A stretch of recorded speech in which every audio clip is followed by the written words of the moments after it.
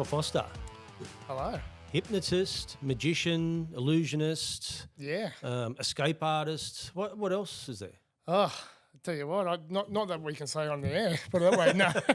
No, you got it. You got it. Yeah, magician, hypnotist, illusionist.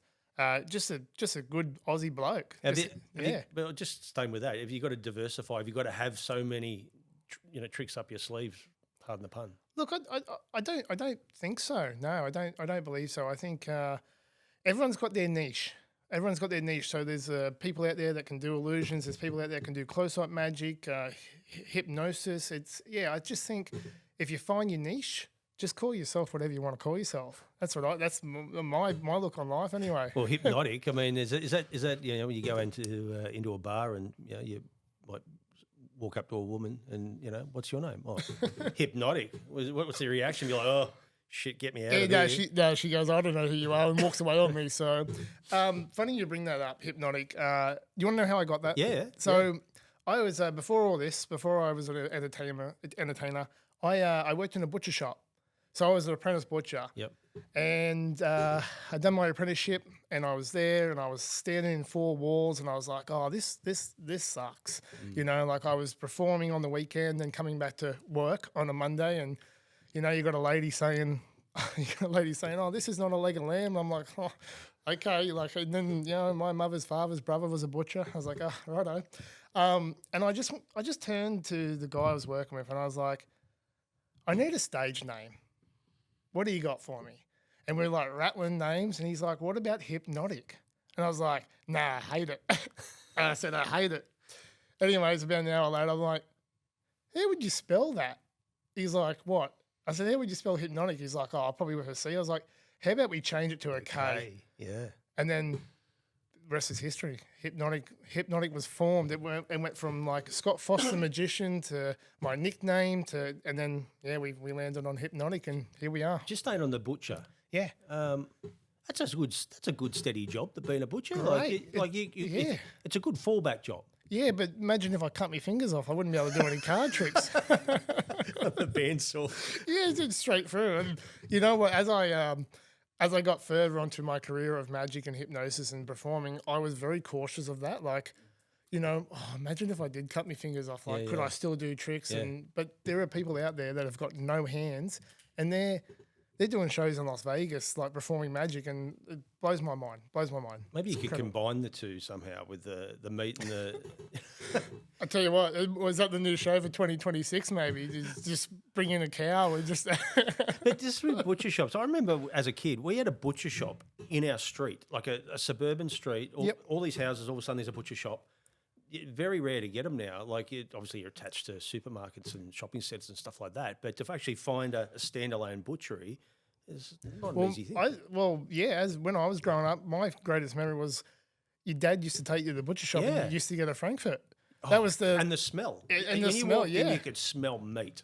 Yeah, and it was like a bloke shop. It was like like sawdust on the floor and stuff. And like, I didn't care about the meat. I just wanted that little red Frankfurt, and I was the happiest kid in the world. You know what I mean? It was a bit like with remember pubs back in the day. I remember when I was a kid, my dad would take me in because there was he'd take me into the bar, but there was a little takeaway. There was no takeaways back then, so there was a little section near the pub where you walked in, got some long necks or whatever.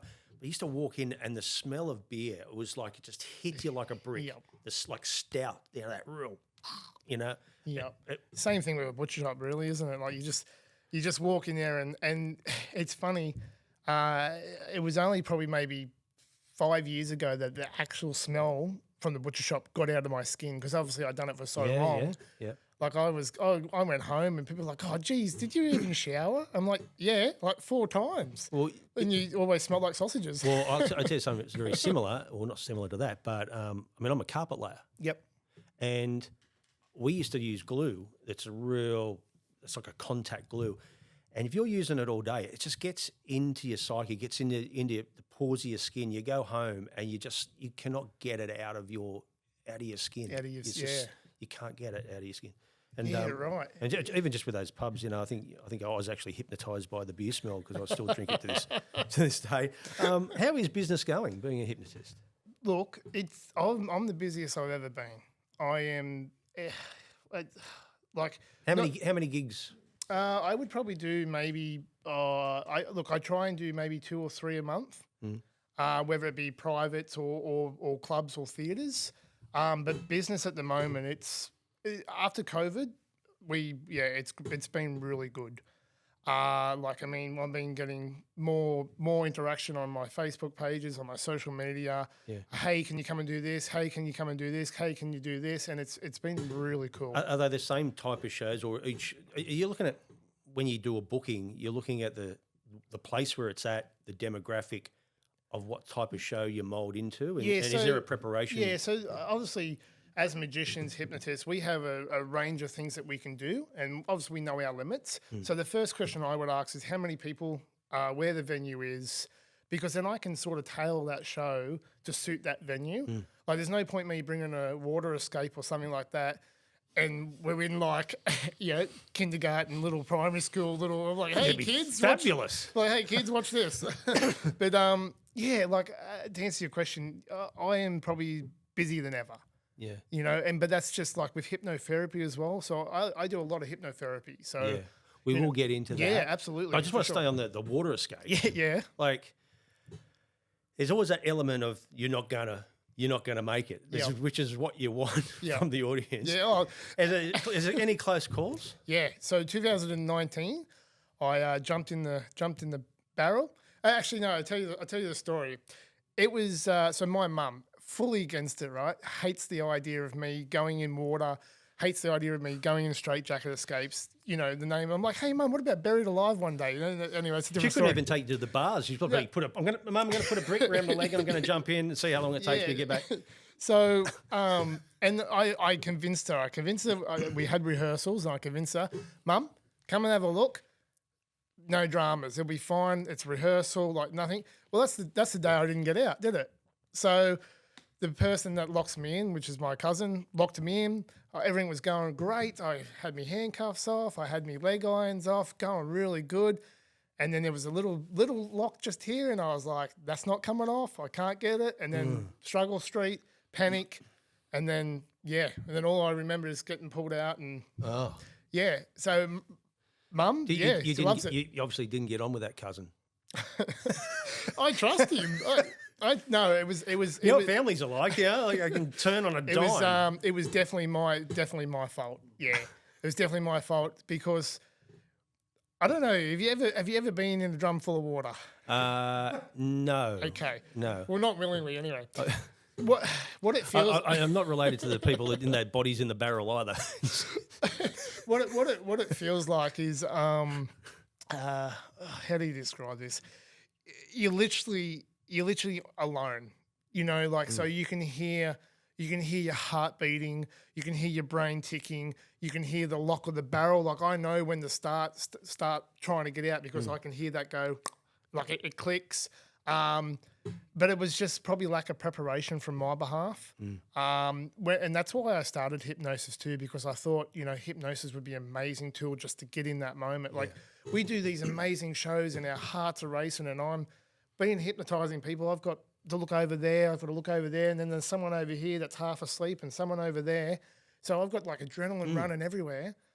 And to calm yourself because we do it at the end of the show, that straitjacket or you got to calm yourself.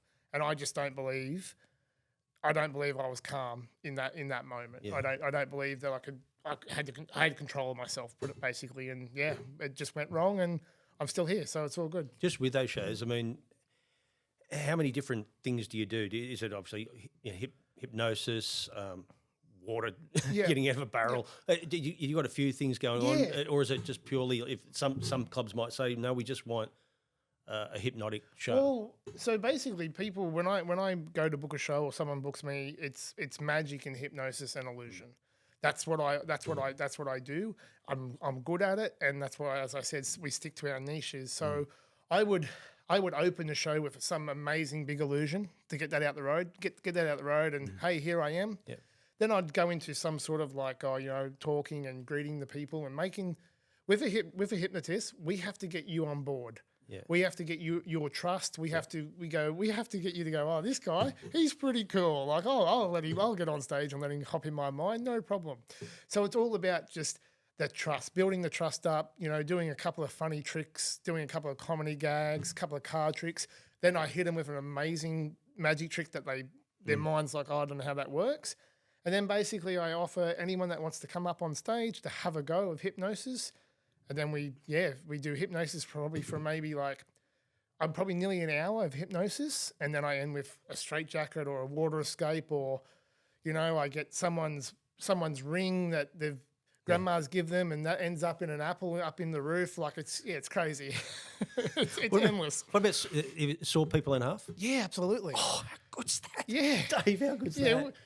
Dave, you want to have a go? There's a bit to me, you know. Actually, look at no, you're pretty tall. Yeah, we're pretty tall. But you also have to have an assistant for that, don't you? Yeah, but we just get ring-ins. I haven't Get that bloke out of the barrel. He needs to move the back half. I haven't killed an assistant for it'd be months now, I reckon. Like, so we're on a good streak. So just in regards to your job, is hypnotherapy safe? Yeah, absolutely. It's the best feeling in the world. It is the best feeling in the world.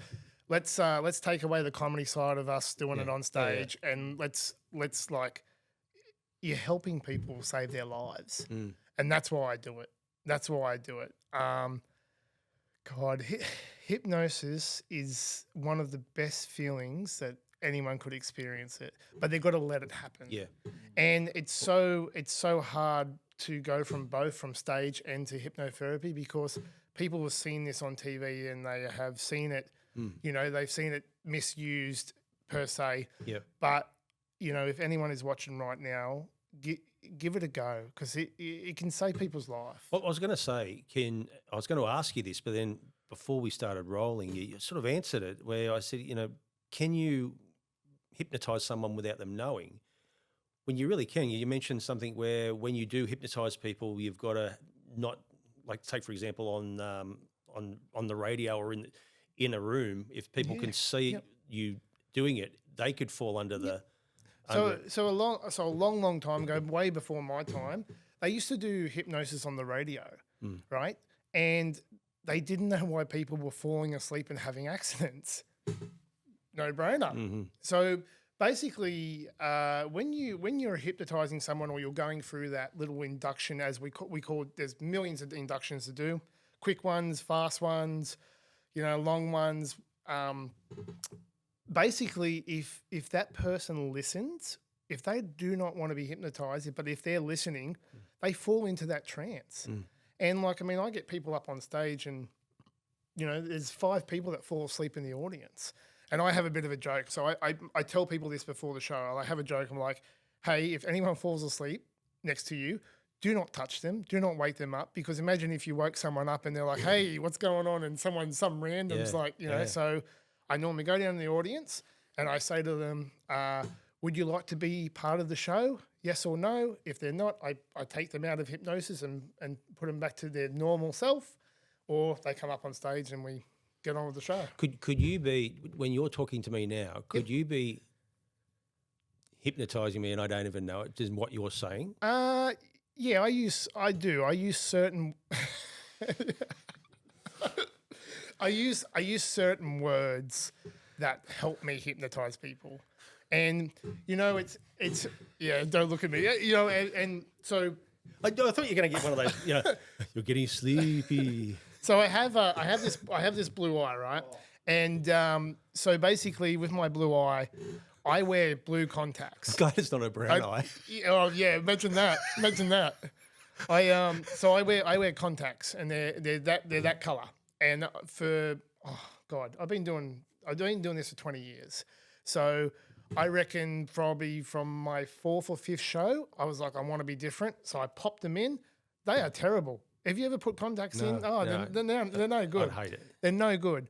But now people notice them.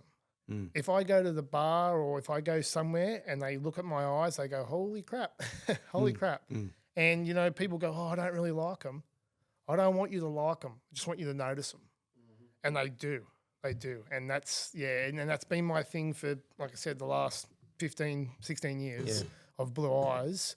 And that's that's yeah. I think he's doing this to me. I think there's something. Hey Dave, we got him second guessing himself. Now. He's like, oh, I'm just going to hold. Where's this blue eye thing going? Dance, Michael, dance. Whatever happens, your chair is your safe space. Oh, mate. So how do you train to become one? How long does it take? Okay, so And can anyone do it? yeah, yep, anyone can do it. Anyone can just go out and hypnotize someone tomorrow or today, or you could do it. I could tell you what to do, and you would be able to do it.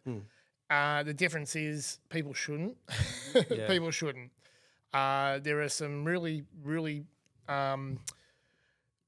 really crazy things that you can do with people's minds, and if it's in the wrong hands, things go wrong. Yeah. But yes, anyone can be. Well, you know yourself. When people go to sleep, they listen to hypnosis on YouTube and stuff like that, and puts them to sleep. Yeah. So anyone can do it. Anyone can put themselves into a hypnotic trance. Pardon the pun.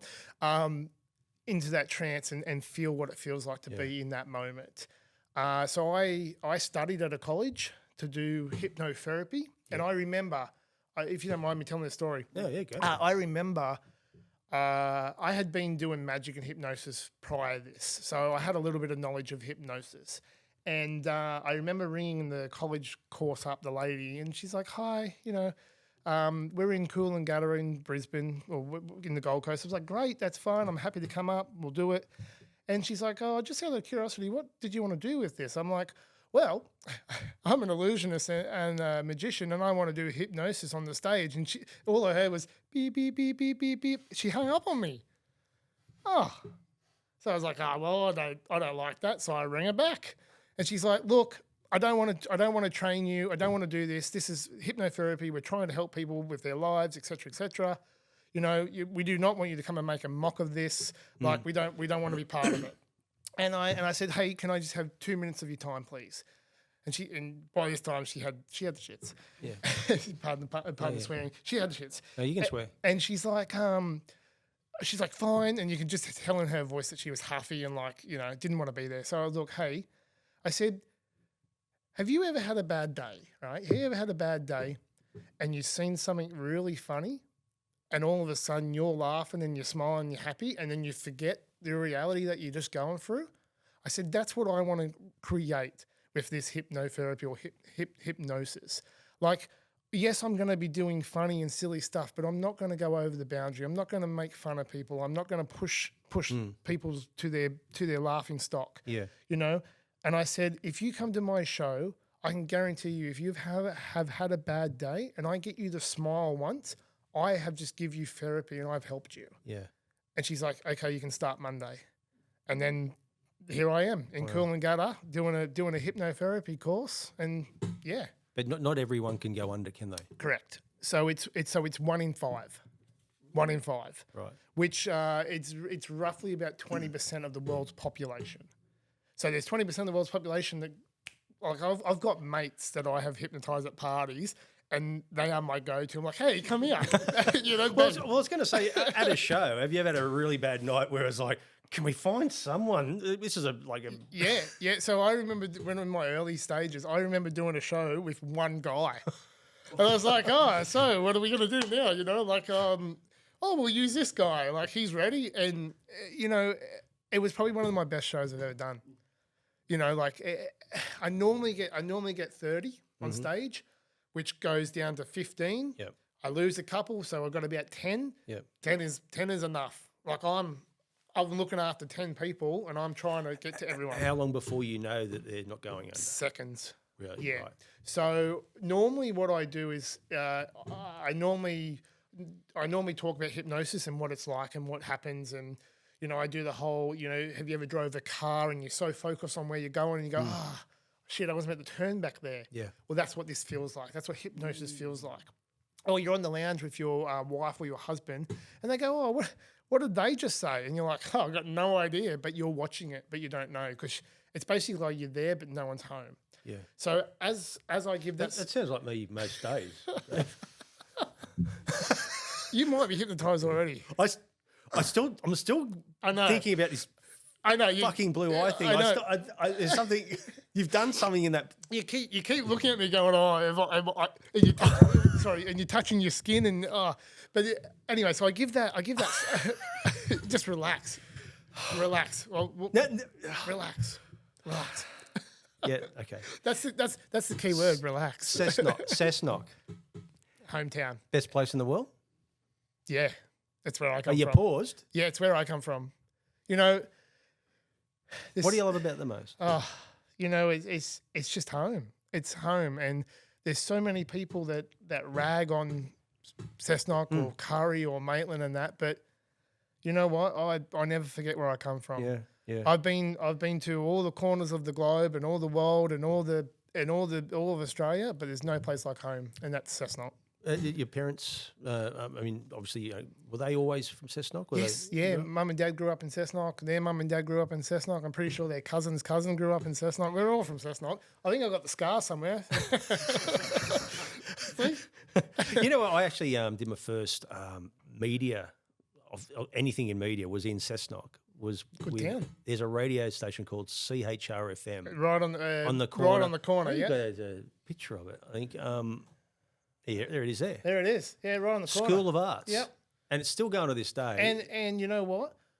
I remember growing up, there was on a Thursday night, they done country night, and they played the old country and western songs. And that just brings back memories from my grandma and my childhood, because grandma would sit there at the wireless. That's what they used to call it. Yeah. And they used to watch it. You listen to it. Sorry. You just jogged my memory then too. Was that when I was learning, they had a country and western afternoon. I think it was like Sunday 12 to 4. Yep. And the guy who did it, he was this crusty old bloke that'd been doing it for years. They all loved him, but he went on holidays for a week. So they said, Michael, do you want to fill in for his show? Yep. I don't know anything about country music, I don't know, So I went to Kmart and I bought a CD. It was a twin pack, best of country and western. And I just went in there and I just played it. And people ring up going, mate, you're better than the old bloke. Can you do it next week? Well, you know what they say, you fake it till you make it, don't you? And I said, no, I'm a one-trick pony because I can't do it again because I've only got... next minute you're wearing a cowboy hat. And but yes, Cessnock Radio, it's been there since I was a kid. Yeah. Well, since I remember anyway, put it that way. At what point did you tell your parents that you were going to be a hypnotist? In Cessnock? Yeah, I think Mum knew. Where's Mum? Yeah, where is Mum? There she is. Yeah. I think she always knew. Have you got her under there? No. You know what? I tried to get Dad to go. So we have a video at home of Martin James. Yeah. Do you remember that guy? Yeah, absolutely. Yeah, okay, he was like one of the OGs. So basically he brought it to the stage. And I'm talking like Dad's 18 years old. Yeah. And it was the funny thing I've seen. Dad's up there and what was the question? He said, it's Sunday afternoon. What are you doing? And he's like, what do you think I'm effing doing? I'm having a beer while my missus is mowing the lawn. And I'll tell you what, it was hilarious. And I'm like, that's so Dad. Like, that is Dad. Like, he'll have a beer, having a beer. You know what I mean? He's just all about it. And and I remember Dad come to one of my shows, and as they do, they always come. Mum and Dad always come, and I'll talk to them about Mum in a second because it's pretty cool. Yeah. So Dad, I was like, hey, I'm gonna get you under. Like, he's like, don't do any bloody thing stupid, Scott, will ya? I'm like, no, not me. Well, he was so paranoid and so worried that he wasn't focusing, so I couldn't get him. Right. Yeah, but I'll tell you what, Dad, if you're listening, it would have been carnage, I reckon, if I got him, because it was at the local pub. So you can imagine that all the locals, that's Dave, Dave's going to get hypnotized. So you can imagine the uproar if I got him, but he was just so paranoid, and I was like, that's fine. But I was going to look after him. Well, I was going to say, just like staying in the pubs again, if I learnt hypnosis, I'd hypnotise the barman just to keep pouring beers. Yeah. And for free. You know how much a beer is these days? Dave, man. Can we Google it? No. You've got a superpower. Too much is the answer. Yeah, yes. You have a superpower. Just staying growing up in Cessnock. We're talking about all the famous people that come from Cessnock, including yourself. Oh. But we got the Johns brothers, Jack Newton. Yep. There they go. Hang on, Jack Newton, the Wizard of Oz. It's Simon Whitlock. But here's one. Kenneth Neat. Now, he's an opera singer. Yeah, right. Google, I think that's Kenneth well. I think that's well before my time. mate. I've done your research here. But who would have thought that a world famous opera singer, Neate, Neate, sorry. Should be able. I think it's up there. There it is. Wow. Yeah, right. Cessnock, Born there you go. 1914. Australian operatic concert tenor. Let's go a bit later, shall we? Oh, maybe that far down. Operas. What are we looking for here? Yeah. He sung all over Europe, Wow. in Montreal, Paris. I mean, who'd have thought? I tell you what, I reckon they should get some sort of a statue in Cessnock. I have never ever heard of that. I've never seen anything like it. I'll tell you a better one. We've got a picture of this guy. Have you heard of Douglas Daft? No, Now, I haven't. this guy he went to Cessnock High School in the 60s. So that was only a couple of weeks ago. Went to university in Armidale, got a job with Coca-Cola, Yeah, right. climbed the ranks of Coca-Cola, and he was the CEO of Coca-Cola worldwide from 2000 to 2004. He was the boss of Coke, not that Coke, but Coca-Cola. It is Cessnock after all. How, who'd have thought? That's incredible. I would never. I don't think anyone would have known that. And when he was the CEO of Coca-Cola worldwide in 2000, his base salary was $7 million. Currently residing in Florida, age 82. $7 million. Jesus. God. Just for Coke, eh? Now, you had a chance encounter with a magician that set you on the path. I did. How did that happen? So, I think I was 5 years old, and I remember I think I was on the lounge and I was watching Cheese TV. I think that was back in my 91 years old, 91, my birthday. Sorry, and and Mum's like, "Oh, we're gonna go somewhere special," and I'm like, "Oh, do we have to?" Like back then I was not a big outgoing person. Like How old were you then? about 6 years old. And Mum's like, "Yeah, we're going on a road trip," and I'm like, "Oh, okay." So we piled in the car, and we went to a place called Wollombi, which is just maybe 25 minutes from Cessnock. Home of Dr. Jerd's Jungle Juice. Yes. Yep. So you know it well. You are a drinker, Mate, no, you wouldn't drink that stuff. That's the stuff that you clean sinks with. Yeah, it's poison. Yeah, I think they still sell it too. I think they do I used to go to the Dr. Jerd's Jungle Juice Cup Day at Cessnock. at the races. And they used to serve it, and Yep. it was Yeah. And then later on that afternoon, you see all the people walking down the main street, like don't know where they are. They even used to sell the goons, and the people, Yep. Oh, man. And it all was passed around, shared around, and that's where COVID come from. No. Sorry.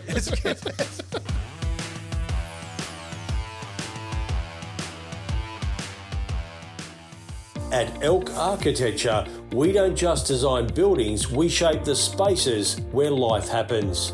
From concept to construction, our award-winning architects bring our vision to life with precision, passion, and purpose.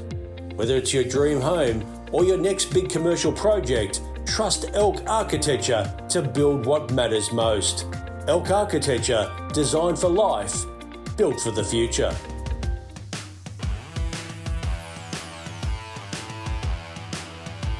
Let's get back to how you started. Anyways, where was I? Oh, yeah. So we were in the car, and I'm like, I really didn't want to go. And anyway, so we got to a place called Wollombi, and there was thousands of people there. Like I'm talking heaps.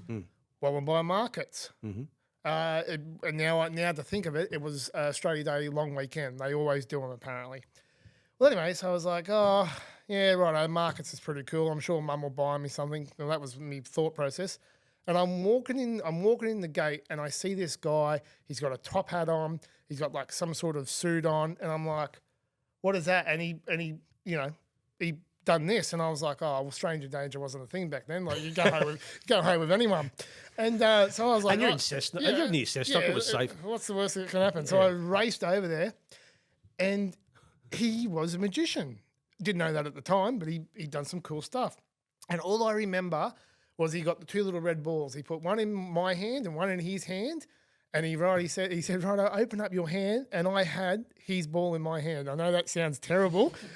Dave, no, mate. Calm down, mate. I think stranger danger was still the game. Yeah, well, back then. Well, anyway, so I opened my hand and here was his ball.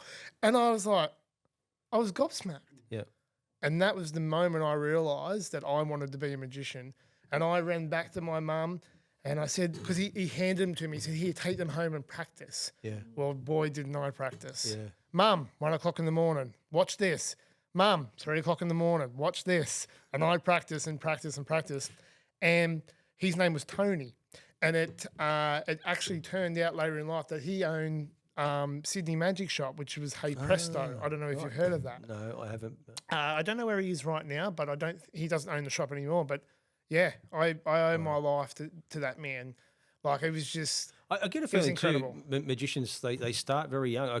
We had Joel Howlett on a few weeks ago, and again he was only a young bloke when he started, and very good magician. And everyone starts that age, and then they go away from it. But the bug never left me. Like I would breakfast, lunch, and dinner. I always had a deck of cards. Excuse me, deck of cards in my hand. I was always doing something with the mind or something to do with magic. Or it was awesome. Like like I said, I owe my life to that guy. Yeah, for sure. And you also you're in the circus. I was. So did you run off from Cessnock to join the circus? Well, yeah. So you did a few different things, didn't you? I did. So I actually ran away with the circus for a person that I fell in love with.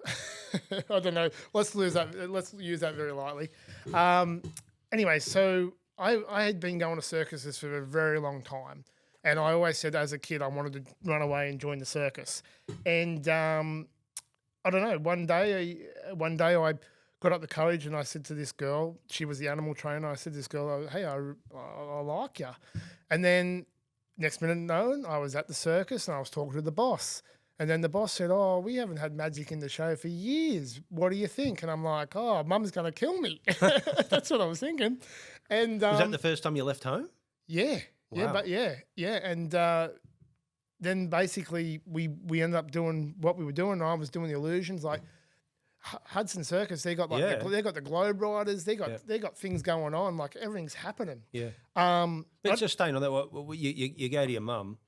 I'm joining the circus. I'm leaving. Oh, she said absolutely not. Yeah. Well, how'd you get around that? Well, you just go. Put her under a spell. Yeah, no, you just and sleep. Now you're under it. No, but no, like it just.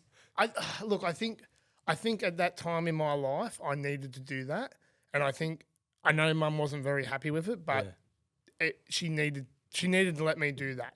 Yeah. Because I was going to do it regardless. I think, and she knew that. It was either end up in prison or go and pursue a career in magic or hypnosis or circus. And the prison would have been good. You would have had a captive audience there. Well, I funny you say that. I end up going. You need the symbols, Dave. I end up going to Maitland Jail in my straitjacket and done like a little promo shoot. So I was halfway there, and so the circus boss is like, hey, come on the road, you know. So I've packed up my stuff at home, got my car, got all my tricks, my illusions, straitjackets, all that. And I headed to the circus. I think with like a week, I ended up landing the animal job. So obviously my partner at the time, she was the animal trainer. So we ended up doing the animals, which was great because when it rained, no one else got paid, but we got paid. So that's awesome. And then I reckon maybe 4 weeks in, he come to me and said, mate, I need to have a chat to you outside. Yeah. I was like, Mum was right. I'm going home. Like this is I've made a terrible mistake. And he literally put me on the spot. He said, hey, so tomorrow night I'm going away. You're good, the ringmaster, aren't you? And I went, I beg your pardon? He's like, yeah, you're good. I'll just give you a little spiel and off you go. And I was like, huh, And I walked back to the caravan and I was scratching my head. I'm like, what just happened? And then next minute I was ringmaster and I was ringmaster. Give us an introduction. Oh, you reckon? Yeah. So it went like this. So it went, ladies and gentlemen, children of all ages, welcome to Hudson Circus. In tonight's performance, you will see acts and animals from the 4 corners of the globe. So please join me in a magical tour through Hudson Circus. Yeah. Wow, you could do that. Where's the clap, Dave? We Dave. Mate, we've just done an ad for them. We need a sponsor. Do you think they'd sponsor us? Who knows? Yeah. Get them on the phone, Dave. But isn't it a case of whenever you go to a circus, it's like the guy that's doing the trapeze tightrope walking at the interval is serving the popcorn. So we were basically one big family. Yeah. And everyone pitched in. Pardon the pun there. Where's the cymbals, Dave? Oh, yeah. So everyone pitched in, and we would put the tent up on. So we were rocking the town on a Monday. We would start the tent Tuesday morning. It would take all day. I'm talking like 12 hours. The next day, finish the tent off. So there's another 8 hours, and then show that night, which is Wednesday night. So we had to be in ready to go for Wednesday night show. And as you just said, old mate that's doing the globe, he's serving popcorn. I'm the ringmaster. I'm also doing things outside too. I'm making best Pluto pups in the world, by the way. Oh, aren't they great? Yeah, let's just have a little moment about that. Oh, stop it. Yeah. And yeah, so he asked me the ringmaster, and here I was. I had no idea what I was doing. Like, yes, I knew what I was doing, but not. You know, I'm the guy. I was going to say, what's life in the circus like? I mean, obviously, you're going from town to town. I've always thought about it. I'm not thought about joining, but I got a contact. You could probably get me in, but, you know, like Bozo the Clown, you know. Yeah. But I just think, I don't know, it seems like hard work, you know. Because, again, everyone's pitching in, but even in the summer, you know, it's hot and it's just... Well, I suppose sometimes you're doing 2 shows a day, aren't you? 3. So right. Saturday we would do 3. So we would go 11, 2 and 7:30. Oh, right. Yeah, and like, I mean, we would put on I won't lie, I wear stage makeup.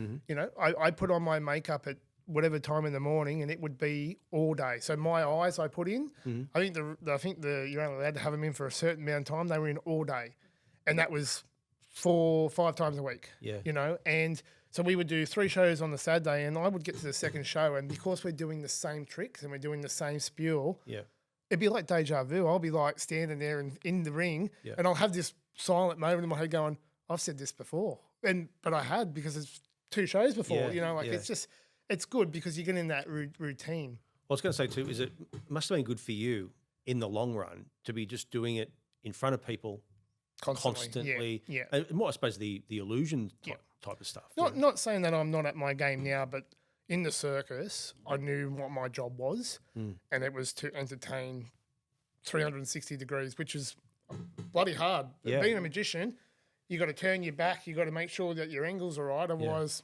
exposure. But I was doing an awesome. I done this trick where I had a ball go around the room, and I got information from everyone. But prior to that, I put a box up like it was hanging up. It was like 8 meters high. It was pretty cool. And it was hanging there. And we went around the room and we got all the information. And then I brought the box down, and inside the box was an envelope, and it had everything that everyone said. And that was, you can imagine, 750 people in a tent. It was I still get goosebumps now. Like I miss it. I miss that. You know, I'm not saying I don't get it now, but would you do it again? Oh, yeah. Mum, yeah. Don't tell Mum. But yeah, absolutely. Really? I'd go back tomorrow. Yeah. You asked me what life is like. Amazing. Yeah. Free rent, free water. You know, like it's really cool. Yeah. The only downside is 22 people all at once. Big family. Families fight. Yeah. But that's the only time that it got bad is when people got mad at people or something like that. But other than that, I'd go back. That's not good before a show, especially. Oh, God knows, because then you got to go smile, like, you know. But yeah, best time of my life. Yeah. I used to love the circuses that didn't have the net, didn't have the safety net. Yep. Well, now they do. Because it's almost like they're going to have to make sure it's right. Now it's like, you know, not that they do that, but you know, it used to be no net. Well, I basically joined the circus when there was like lions and stuff. Remember lions and elephants and stuff like that? Those. Oh, I do. I'm sorry, but they were the best times of the You know what? times of life. I'm glad you said it because that's exactly what I think. You know, so as an animal trainer in the circus, them animals will not perform if we didn't treat them very nice. Now we were in towns like Cootamundra. It's like 50 degrees in the summer. I'm out here. I'm wringing out my shirt with sweat. The lions and the horses, they're in an air-conditioned room, and I'm like, you know what I mean? So I know it's not great with animals performing, but they are the most loved animals in the entire world. Yeah. You know, they're better than being in zoos. I mean, now you've only got, I don't know, like dog shows and maybe a camel or a llama. So we had camels and horses. Yeah. Yeah. So, but because obviously lions they got too hard. But I reckon bring them back because that's what I remember. So do I. That's what I remember. It's funny. I took my kids there. It's going back a few years ago now, and I'm telling them that, and my son's going, they used to have elephants. Yeah, and I'm like, yeah. And you used to sit right there in the ringside, and you can literally reach out and pat the elephant. Like that's how close. That's what I remember. Yeah. So, but best time of my life. You mentioned about an envelope before. This has been sitting here. It has. Yeah, that's a little present for you. For what now? Well, we can do it now, or we can do it later. It's completely up to you. Am I under? I just don't know. Dave, I think we've got him. I don't even have to try. I don't know. I'm still thinking about this blue eye thing because I'm still thinking back, going, I don't even know what you were talking about then. I was like, Katie, just relax. I saw this. Have we got some hypnosis music, Dave? Have we got something to? No. Well, we can if you want. Do you want to do it now to get it over and done with, or do you want to? Well, how about while I'm still in the land of the living. How about we do one now and then I'll show you one later that you'll really like. Okay. Yeah. So, do you have a notes app on your phone, right? Yes. Everyone does. Dave, you got notes app, right? Do you ever use it? Like, be honest. Yeah, sometimes there's got passwords on there. Yeah, okay. We're going to have fun with hypnosis later. No. I knew David laughed at that. I said something very similar on a podcast too. I think. So yeah. I go. I actually gave away. We had to cut it. Yeah, gave away his password on the phone. I was like, I've had to cut it. Oh dear. Carry on, gentlemen. Oh my God. Well, the thing is, I forget my password, so I have it the same. I tell you what, your passwords are safe today. Okay. Right, okay. I won't take your passwords. Now. Notes, right? I'm a big notes fan because I, as you know, I have a pretty good memory, but I forget shit all the time, right? So I write things down in my notes. But I was driving, where was I? I was driving somewhere the other day, and I was thinking in my head, movies, right? And then I wanted to do a note of like, let's just say the 100 best movies or the 100 greatest movies of all time, right? And you're probably already thinking of some right now. Is that correct? You're thinking there's some bloody good movies out there, right? Yep. So what I'm going to do, right, is I'm going to open my phone. Now, we're just going to leave that there just for 1 second, right? Now, I want you just to pick a number between, say, like 1 and 100. Now, before you do that, this is not set up. This is not prearranged. Is that, Dave? We verify that? We can verify Penny, that. we good? Yep, okay, absolutely. We haven't gone to a commercial break. You're still worried. I'm done. You're still worried. I want you to really think about that number, right? Really, really get it inside your mind. 1 and 100. There's a lot of numbers there. Mm-hmm. Right. Have you got one in your mind? Yes. For the very first time, I want you just to say that in the microphone, the number. 67. Okay. Now, as a magician, we never do this, but would you want to change that number at all? No. Lock it in? Yeah. Right. I'm going to go into my notes app, right? I'm going into my notes app. And can you see, I don't know if you can see that on the camera, but can you see the greatest movies up there? Let's see if we can get a shot of that. Can you see the greatest movies? Yeah. Okay, so we're going to open that up. And look, literally one, Wizard of Oz, The Godfather, Gone with the Wind. Anyway, so what number did you say? 67. Where did 67? So 67, what does that say? Jurassic Park. Jurassic Park. That's a bloody good movie. That envelope's been sitting in front of you the whole time. You had a free choice of any number. I asked you to change that number. I want you to open that envelope right now for me. Just open it up.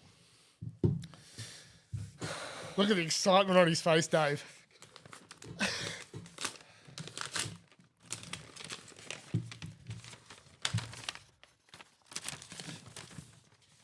Yeah. So that camera. That's pretty good. I can't. Commercial break? Hey! There's only just me as an audience. That was fantastic. That was you. awesome. This is a podcast. I should be talking, but I'm speechless. That's hard. That's hard to get you speechless. But you know, it's funny, like, you had a free choice. I asked you if you wanted to change it, but so what made you choose 67? I was going to choose 69, but people would have thought the reason why I said 69 for, so I went 67. And so it's like a number that's a little bit hidden. Yeah, no one thinks of that. No. But there you go. Man.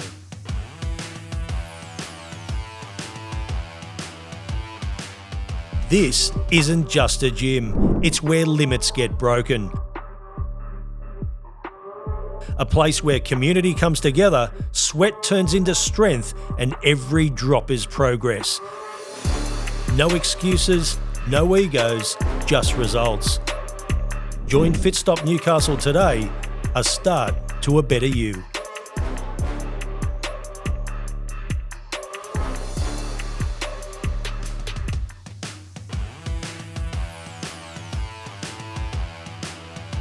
Cruise ships. Yes. That's your next port of call. It's not easy to get on a cruise ship, is it? No. You have to be good. And unfortunately, you have to have the cruise director like you. You know, you have to know someone that knows someone. And I've been recently reached out as well with that. So, you know, 2026 could be my year, but that's. I am with that trick. I am striving to get better every day. But to me, your act would be perfect on a cruise ship. Yeah. And so they have had them before. Yeah, of course. Yeah, there's lots of hypnotists on there, lots of magicians. Absolutely. But like, I mean, I don't think they realise that I can do both. Like, you know, I can come out one night and do a hypnosis show, and then the next night I can do a magic show. Like that's the thing. You know what I mean? Like, I am so adaptable of, you know, my audience. Like, excuse me, like I go from 18 plus shows swearing and doing rude things per se to the circus where I can't say anything, you know. And like as we got older and as time got on, like people get offended at pretty much anything. So I have to, even like my adult shows, I have to be very careful what I say. It's funny. We had Wayne Rogers, the owner of Flamingos Live, on, and he's a drag queen. Yep. Yeah, that's his show, and it took him years to get on a cruise ship because they always thought this doesn't fit the mold of older people. When most of his acts are old people, They love it. It's almost like that's the perfect act. Well, I remember going to watch Drag Bingo I would have been maybe last year now. Drag Bingo. Yeah, Trenny Bingo. Yeah. So if you said, "Hey, did you want to come to this?" I'd be like, "No, thanks." Yeah. But it was actually genuinely pretty funny. Like I wasn't the only guy there either, so which was great. But I genuinely thought, what a great concept. Like it's different. Yeah. And like the person that was doing the show just had fun. Yeah. And that's all, you know, people just want to laugh and have fun, and that's exactly what they did. So it was great. I think if you got on, I think one thing you could hypnotise people is to not to demolish the buffet. That's the only reason I would go on a cruise ship for. That's probably my biggest fear. So actually I didn't touch on this a little bit from my personal life. I was actually 168 kilos. Wow. When I was a kid. And I've always been, it's hard. I've always been the fat kid or the didn't have many friends at school. Like I have some really amazing mates right now, but I was always bullied, always picked on. Do you think magic not saved you, but it was a big front? Well, I never get awkward, but when I do, I go to comedy. I make people laugh. And that is my superpower. That's my tool. Is if I'm in a situation where I've never been in before, or I'm uncomfortable. If I get them people laughing, I blend in. I'm not that sore thumb hanging out, But yeah, like, I must admit, right, and I'll be pretty raw right now. Growing up, family life was amazing. Like my close friends were amazing, but I got bullied. Yeah, I got my head slammed into brick walls, into concrete poles. Like it was a bloody shit time, and I never sort of at school, I never told anyone that I was doing this sort of stuff. Like there was a few people that knew, oh, look at that freak over there with cards in his hands, That would have set them upon you even more. Yeah. And I remember when I was in school, I had what was it? I think it was my woodwork teacher, and he pulled me aside and said, Scott, I don't know how to say this, but you're going up shit creek without a paddle and you'll never make anything of your life. That's what he said to me. Wow. And I went, okay, thanks for that. And then I reckon maybe 6 years later, I seen him at my show. $45 for a ticket. Thank you very much. I seen him at my show, and I went out the back and I said to my crew, I said, this has to be the best show of our lives. Not only from me, but everyone needs to. We need to just blow the roof off, and we did. It was the best show. I have an amazing staff. I have an amazing crew. My partner, everyone's amazing. My mum wanted the job, so I give her the most important thing in the world, which was the sound and lighting.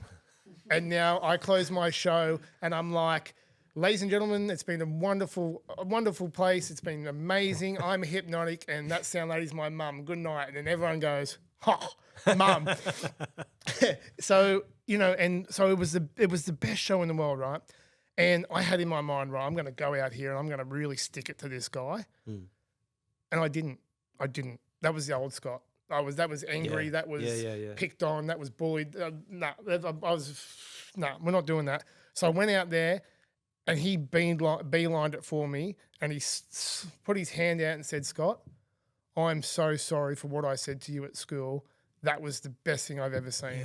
Yeah. And I shook his hand firm, and I went, you know what?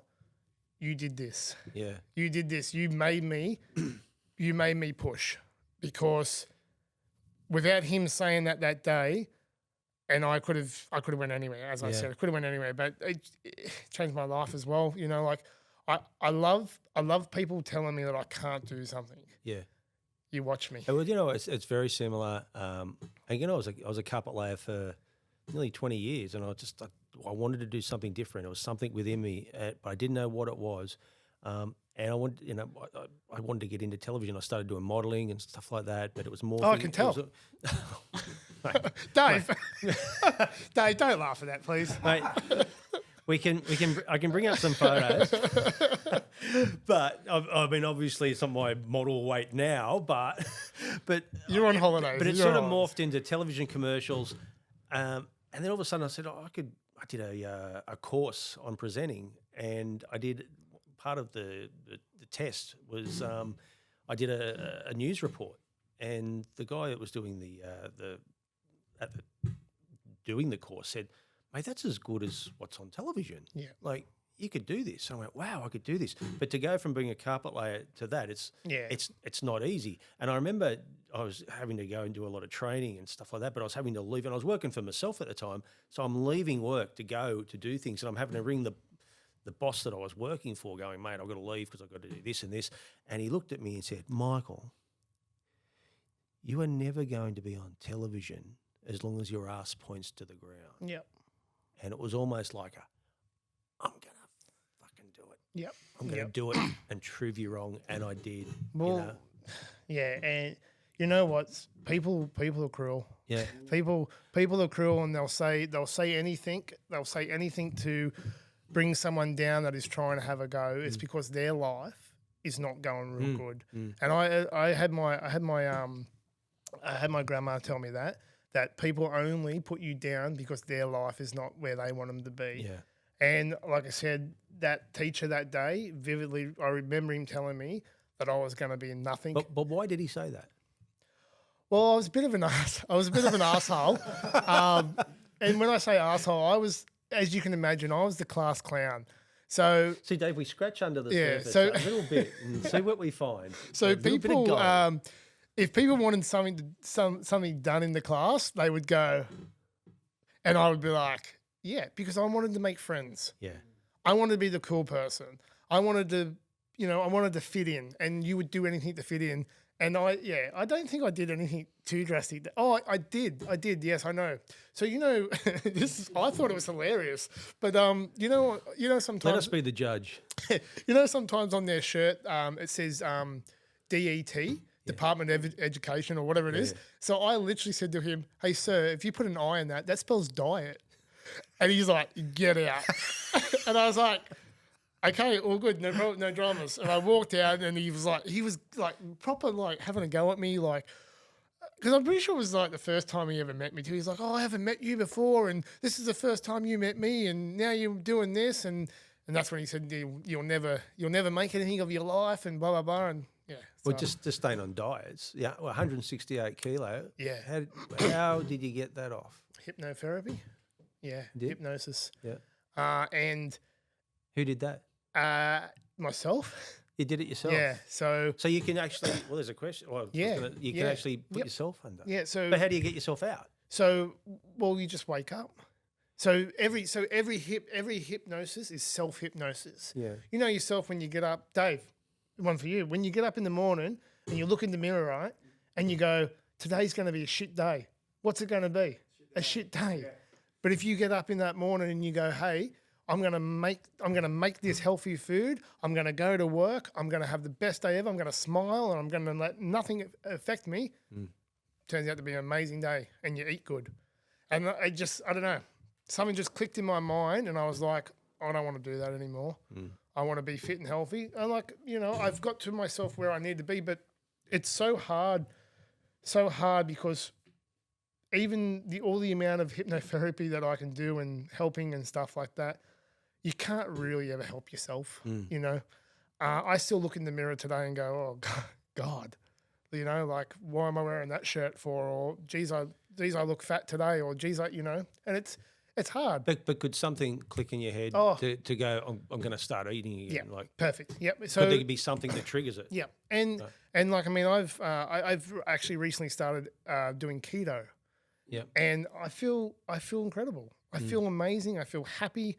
I've never been any happier. Like, and when I was in the circus, you can imagine how tough that was. I lost so much weight in the circus because it was pull up, pull down. It was go, go, go. And I come home, and I think that's what I miss about it is the routine I had of like eating properly and stuff like that, because now I can just eat whatever I want. But straight jacket gets a bit tired every now and then. Well, I was going to say, mate, I'd be smashing the Pluto pups if I was in the circus. I think I'd be actually putting on weight. No, I was like a special treat for me because you got to think about it. We were making fairy floss as well. Yeah. Oh, fairy floss was like kryptonite. It was amazing. This is why my teeth are falling out. It'd be like, oh, one for that, one for me, one for the bag. Like it was really cool. I'm going to the dentist very soon. I'm shitting myself on how much it's going to cost. I can hypnotise you for that. What, change my teeth? No, it's for pain. I don't know what's going to be painful yet. Well, I suppose. Yeah, I suppose. Well, I might use it. And that's, speaking of pain, like I get so many people book me. Well, I was going to do that. Well, the thing I was going to get into that, Yeah. just saying that you're not just an on-stage performer, but you make difference to people's lives with clinical hypnosis. Yep. So just some of the things would be what smoking, So vaping. smoking, vaping, anxiety, depression. Dave, do you wet the bed? Not anymore. Okay, well, we don't have Thanks to tell to you that. You might be after tonight. You basically, you name it, I could probably have a go at it. Stop drinking. Yeah, drinking, gambling. Could do that. I help someone get off a drug addiction. Like I've changed people's lives. Anxiety, Yeah. obviously mental health big side one, of things. Big one. But this is another thing too, is that just with the mental health side of things, and especially I suppose, is it something where you need to have not just yourself, but maybe another specialist advising them in regards to going to you first, or Look, the best results like a psychologist or a well, see, with my course, we touched in psychology. Right. So basically the degree I have is hypnotherapy / psychology, advanced hypnotherapy, et cetera, et cetera. yeah. The good thing about that is if they are suffering from mental health and they reach out by themselves, that's a win. That's a win. Yeah, You know what I mean? That's a win. because they want to do it. They want to do it. They're not getting a doctor to tell them what to do. Yeah, Now I'm not a doctor. God forbid I am not a doctor. Just for the record, but I honestly have changed people's lives. yeah, You know, like I have stopped 3-pack a day smoker for 7 years now. You know, that makes a big difference to someone's life. Imagine smoking 3 packets of cigarettes, 25 every time you smoke a packet a day for God knows how long and how old they were. Say for 20 years to nothing for now for 7 years. And literally only rang me a couple of months ago and said, hey, I've bought a boat. I've bought a house. I've took my wife on a holiday. Like I owe my life to you. yeah. And that's good for me. What about gambling? Yeah, can help gambling as well. Yep. Geez, you'd be handy in a pub and a club near the Yeah. pokies, wouldn't you? Yeah. They'd be like, get out of here. You know? But it's sad, isn't it? You know, because they are locked in. It's almost like they're hypnotised going to this every day. It's like a routine. And you know what? Gambling and smoking is I reckon that probably people hate me for this, but I reckon it's worse than a drug addiction. Yeah. Like smoking Absolutely. and gambling and alcohol, it's an addiction. Everything's an addiction. Well, you look at the gambling. I mean, it's in your face everywhere now. It's like it's like sports odds. look at this, all on phones. Yeah, Like it's crazy. And like even on news reports, you know, the Panthers are paying. You know, I think something's got to be done about that. Yeah, I agree. I think it's too easy to access. Like, you know, like I mean, you've got your sports bet on your phone. You've got my mum the other day, Keno. Like I thought Keno was you went to the club with Nan and Pop, and you do it on your phone. You can do it on your phone. Like it's crazy. Wow. And I didn't even know that. And as you said, every ad, come over to this poker machine, come to this poker machine. Oh, bet here, bet over here. Like it's crazy. And I love helping people. When people come to me with a gambling addiction, I treat them with more care. Not saying more care, but I treat them with like I'm not going to judge you. Yeah. You know what I mean? You've put your hand up. You want help. I'm going to help. Is it hard for them just to make that first step to actually go to you in the first Of course. place? Yeah, I think it would be. But do you find that they're going to you after they've done their ass in more than while they're doing it? Is it like the final, the last resort? I would say yes. I would say yes.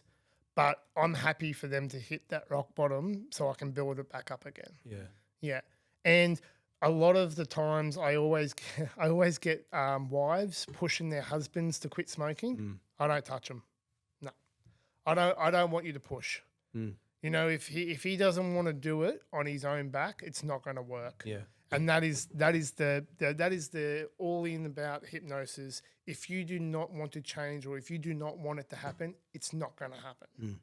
Stage, hypnotherapy, one-on-one, it just won't. It just won't happen. What about phobias? Yep. So a lot of flying phobias. Yep. Pain as well. Pain's good. So like I'll never turn the pain off completely because if you have a heart attack, Yeah. you don't know what's happening. Yeah. But I get a lot of tattoos. So people come to me and say, hey, can you hypnotize me to feel no pain for the tattoos? Yep, no problem. Get it done. Wow. They don't feel anything. They do a whole back piece and done. Well, you know, we've got this live show coming up on December 8th. We've got Mark Evans, former AC/DC band member. And after he left the band, a few years later, he joined Rose Tattoo. Yep. Part of the thing, he was asked about 2 or 3 times to join Rose Tattoo, and he said, no, because part of it being in that band is that you had to have a tattoo. Yep. and he is shit scared even to this Of day tattoos. of having a tattoo. And they actually finally let him in the band, and they said, "Look, you're in the band, but you really should have a tattoo." Yeah, just get like a water one where you're like a. So we might tee you up with him. Yeah, tell him that. Yeah. Well, this is one that my partner Kelly would love to cure me of, is snoring. Yeah, I can do that too. You can do that? Yeah, absolutely. Oh my God! Yeah, so I have random people ring me to say, hey, I Because can't. that's a big one, I reckon. Yeah, they ring me and say, hey, can you just say what you do? Because I can't sleep, and I put them to sleep, and they go to sleep, and they have the best night's sleep ever, and yeah, it's. But is it like prolonged, or do you have to do it every now? Or is it once you go under, that's it for good? Normally once that's it. Yeah, yeah. Wow. Kelly's going to watch this, and she's going to be Imagine what we could do that to like now. Imagine it. You got any phobias? No, I think Dave's got a list over there, right? Dave, you got anything? You got anything you need? Oh, nothing at the moment I can think of, actually. Oh, come on, Dave. You got a list over there. I can see it. Little bit of spiders, a little bit of snakes. Oh, snakes. They're fine. I'm better at heights. They'll only hurt you if they bite you. I tell you what, there's some snakes out there at the moment. There's Kelly's parents live up at Aberglass, and they found a dirty, great big brown snake. And the first thing they do is like, get the shovel. It's like, I wouldn't even go near it with a shovel. You know. Look, I don't have a phobia or a fear of them, but I'm happy to go. Yeah. Oh, speaking of snakes, right? Yeah. You just jogged my memory. You got a snake trick? No, no, that's after this is after that, the podcast. That's a different show. No. Right. You want to see my python? You want to see my python?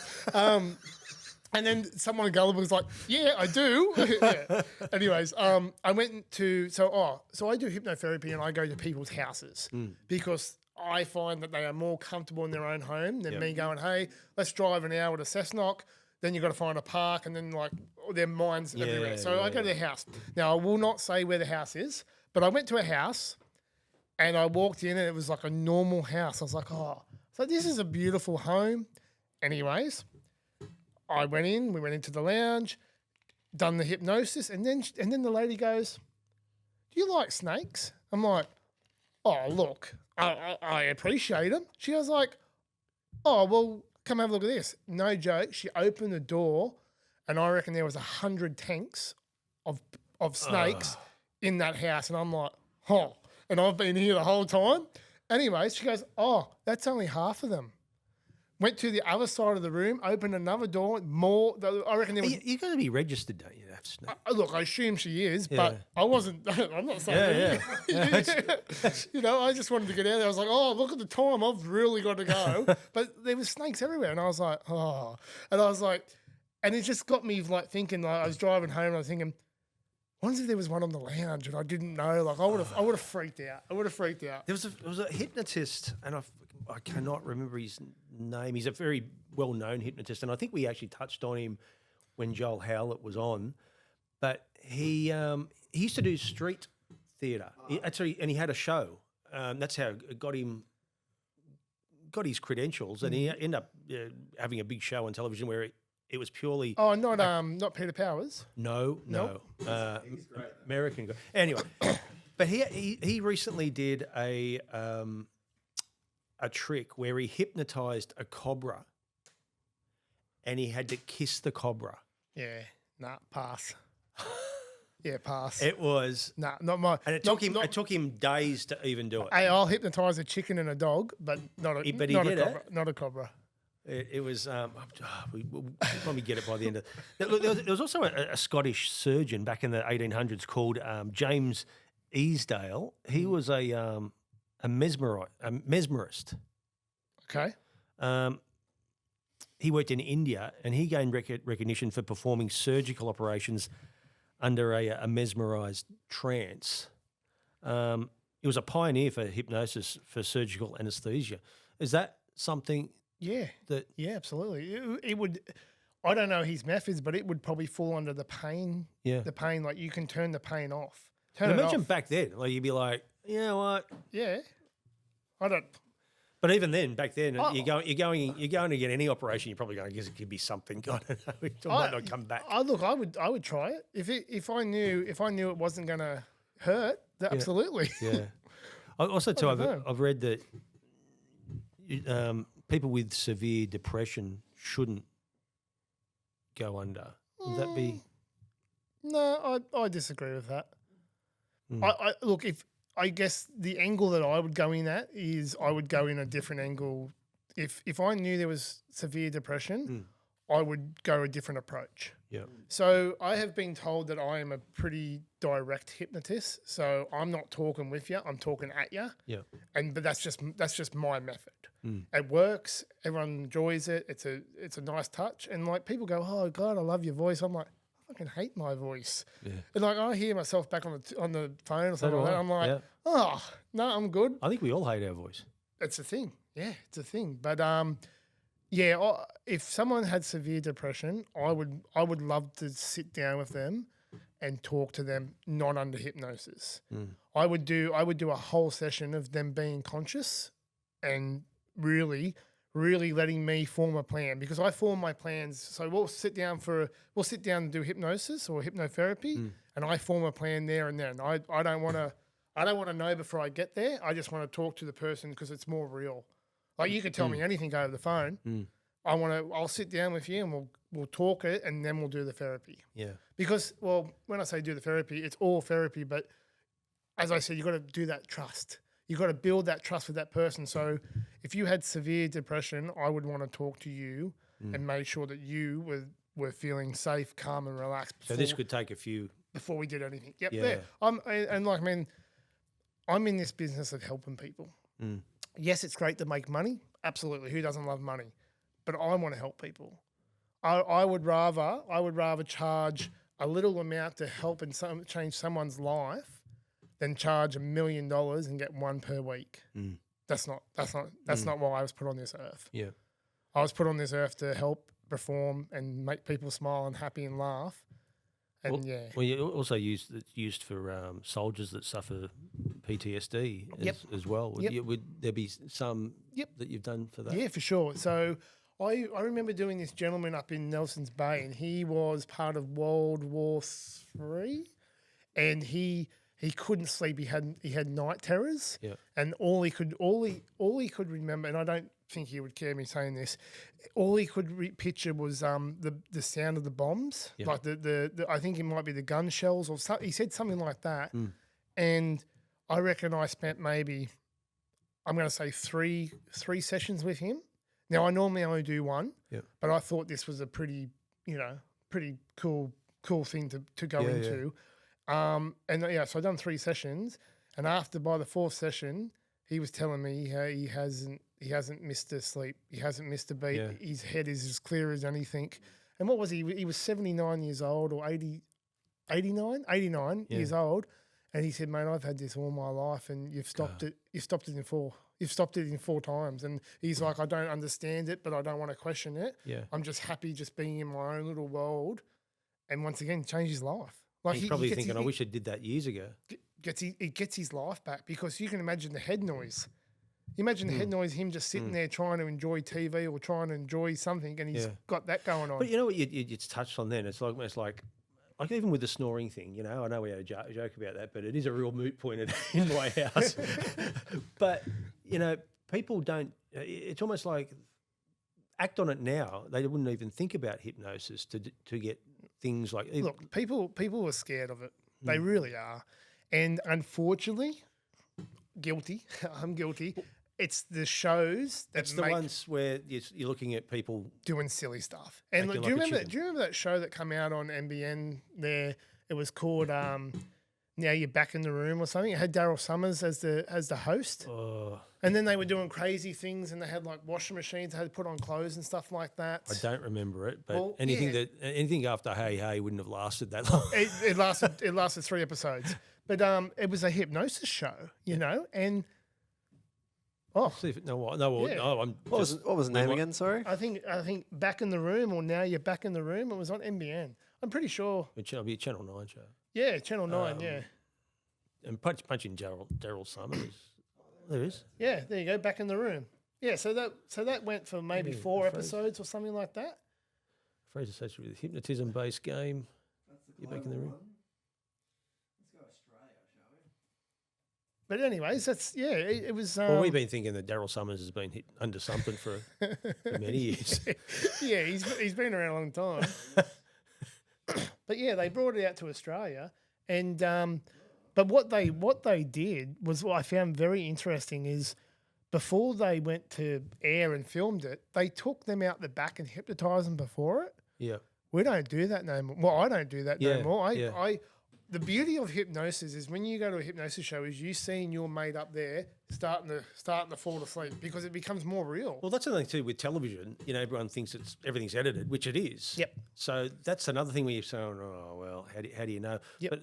But that's another thing too. I mean, when you got people up there, is there people that you know are not under, Yeah. but they're just Yep. putting it on? And you know what? I leave them there. So I'm glad you brought this up because it's quite funny. If you're going to get up and fake it, I don't care. Yeah. Because people are still laughing at you, which that's what we're here for, to Yeah, laugh. yeah. Now, what I normally do is if I know you're faking it, I will go up to you and I will turn my microphone off. I've got a little belt pack here. I'll turn it off and I say to them, hey, I know what's going on. I'm not silly, but I'm about to do some really, really, really weird stuff. So it's your call.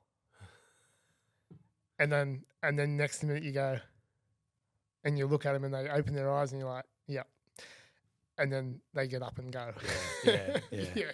Actually, we've got a bit of I think we've got a clip too of you in action or people in action on stage. Here we go. This is funny.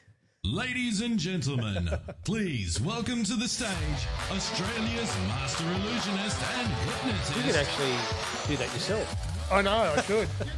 So this lady in the middle, she is like I've never ever seen before in my whole entire life. And I'll tell you a story about her in a second.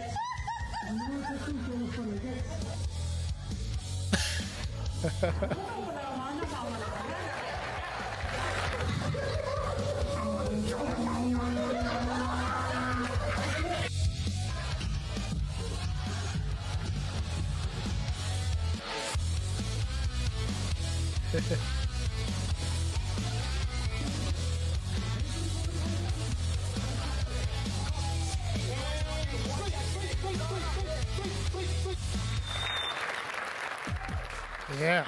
Oh, there's the blue eye. And now you're hypnotised, yeah. So that lady in the middle, right? I've never seen anything like it in my entire life of that. So she halfway through the show, she was trying to touch the gentleman's downstairs the whole show. And it was not even a suggestion. I had never said that in my entire life. But I had to keep, so I had, as you can see, I had so many people. You sure she was under? Oh, well, I don't know. But it was every time I turned my back, she was like trying to creep down to his pants. And I'm like, what is going on? So I had to watch her like a hawk the whole show because she was just so unpredictable. And that's what a hypnosis is on stage. It's so unpredictable. I mean, just with that as well. I mean, I think we got another one where got a guy that was milking a cow. Oh, yeah. Here we go. Yeah. You sure? Now, that doesn't look like milking. No, I don't know what farm he's grown up in. And there's a lady down on the ground, like, so when you give someone the suggestion, it's their own thought process. So some people get on the ground, some people do what he just did. So what I normally do is I say on the count of three, you can be wide awake, but you're a dairy farmer and you're going to milk a cow. So they sit up in their chair and they're definitely milking the cow. And then I put them back to sleep and then I reverse it and I say on the count of three this time, you're the cow that's getting milked. Yeah. And I think that was his rendition of getting milked. I don't know what it was, but hey, it had people laughing, so I was like, oh. And that was at Scone. Wow. So Scone was, and funny thing about Scone is, Do you think the country people are more? well, I thought that too. So I went in, I do some promo work. I do some PR work for myself. So I went up there and I was like, hey, to the shops, can I put a poster in? No one wanted to put a poster up. And I said, oh, well, I'm coming all the way from, Cessnock, Newcastle way to bring this to you. No, this never happens. And yeah, no one did, but I had 180 people there. It was one of the best shows ever. It was great.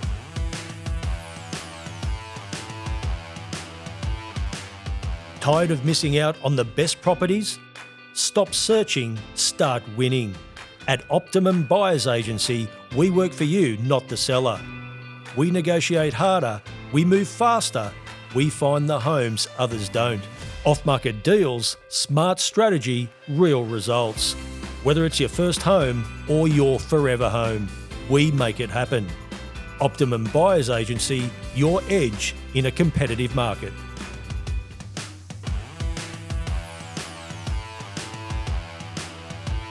We've got some pictures of who is Simon?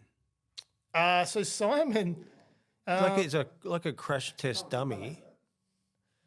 yes, where is little Simon? There he is. There he is. So Simon is a character that I sort of made up because I wanted to be a little bit different, and so Simon comes to all my shows, and sometimes he's part of the show as well. Like sometimes he's hiding cards in his pockets and stuff like that.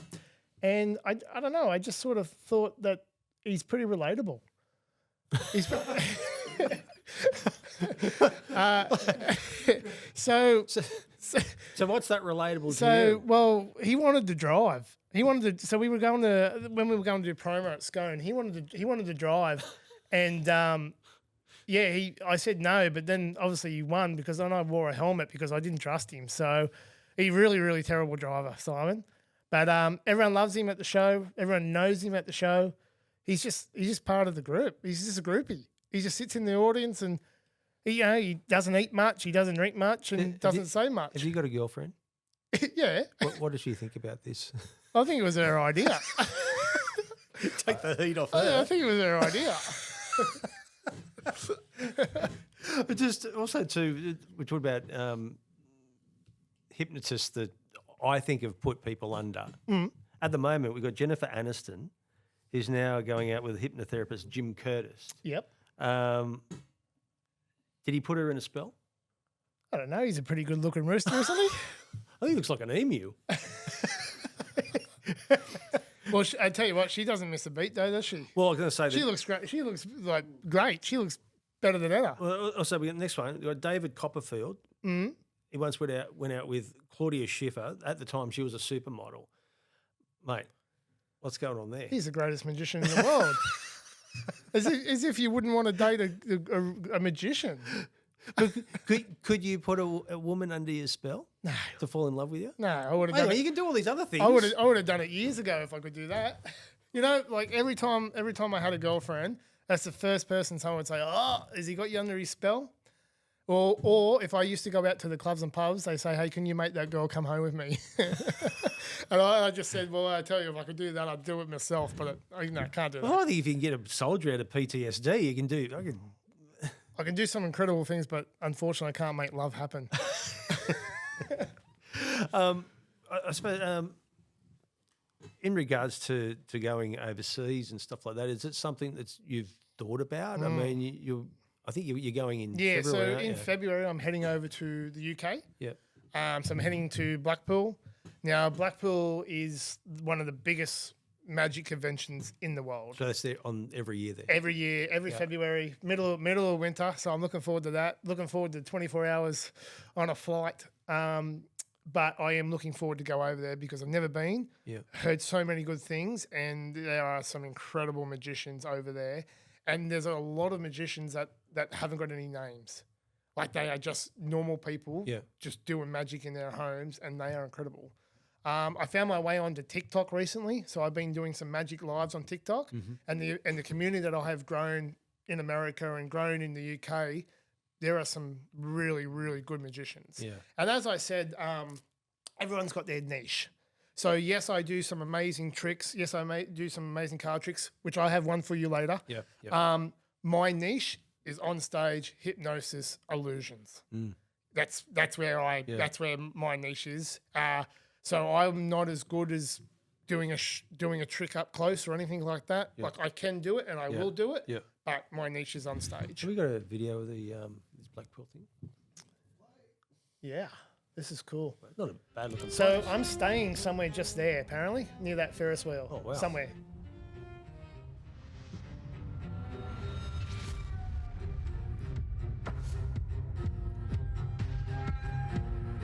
So that's Rick Thomas. Now I went and watched him in Sydney. He come over from Las Vegas and brought all his stuff. Amazing, really, really clever.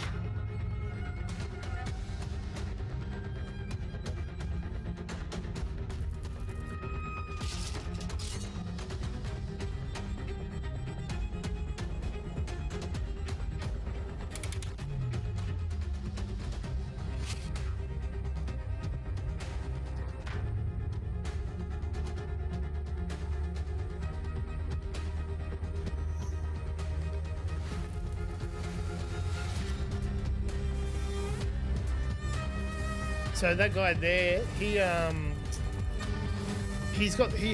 holds the records for the fastest illusions in a certain time frame. I think he has like 51 illusions in a minute or something, or 2 minutes or something. It's crazy. It's crazy.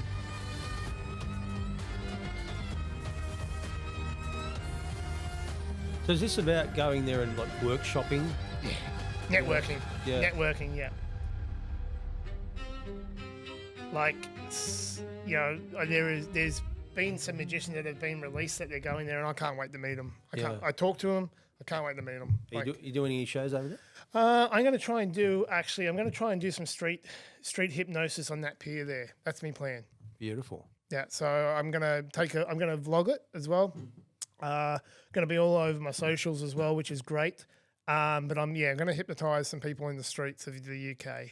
So Any thoughts? I mean, like everyone would love to work in Vegas or something like that. Is that a goal? Because it seems like you diversify yourself to all these different genres. yeah.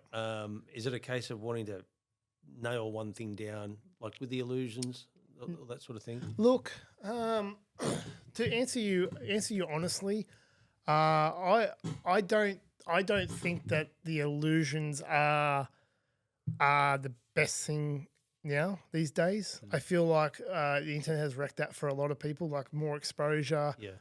There's a lot more of how it's done, and we're always trying to create different things and that so no one knows. But the real answer there is so many more people come to my shows to see the hypnosis because it's a draw card. Yeah. Hypnosis it's so powerful and so entertaining and so it's magic, but real magic, if that makes sense. Yeah.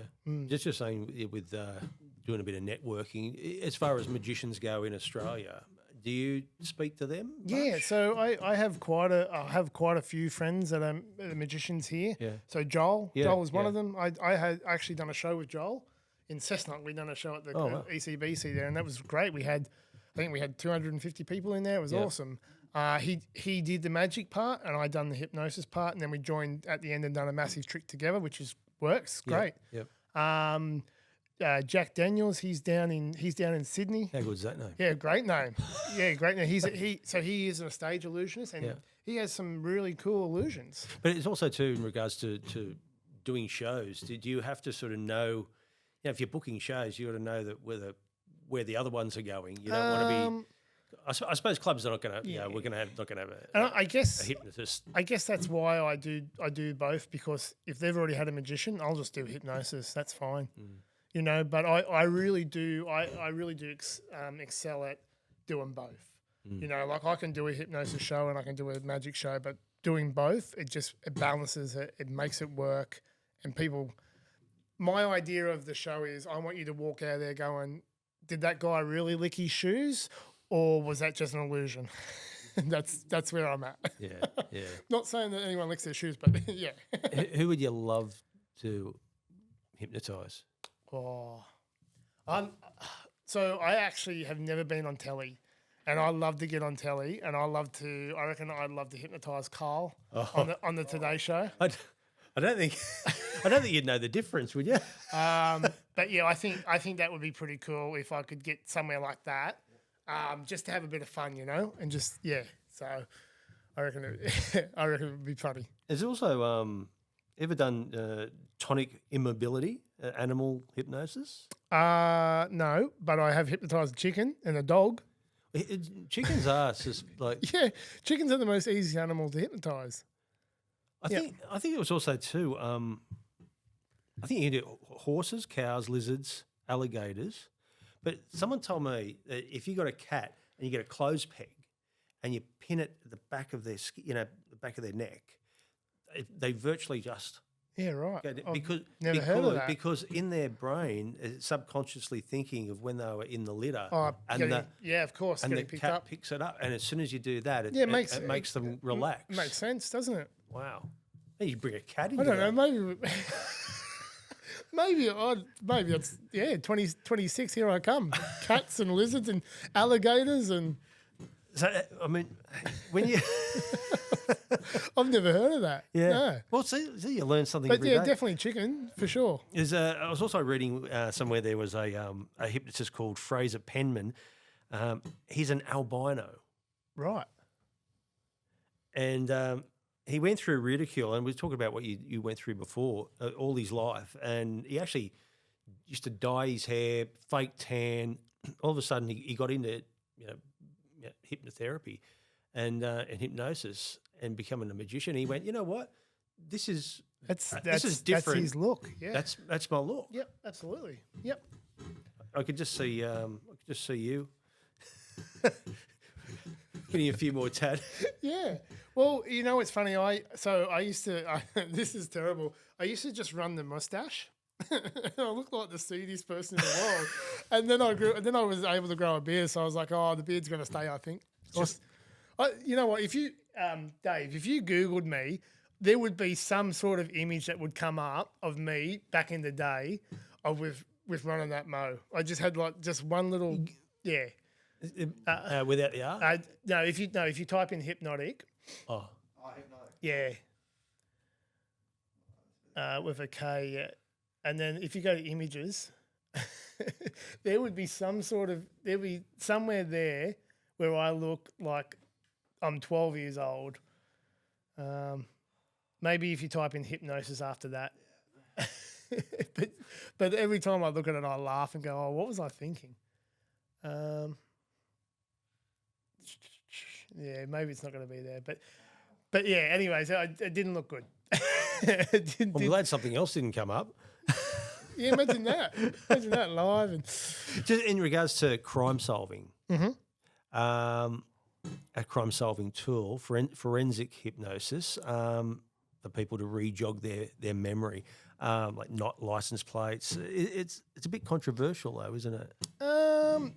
Look, I don't know much about that, but I know about past regression. So I can basically take someone back to their past lives, or if they really want to remember something when they were like 2 years old, 3 years old, I can take them back from now back to there, and they can tell me exactly what happened, which is called age regression. Sorry, not past regression, age regression.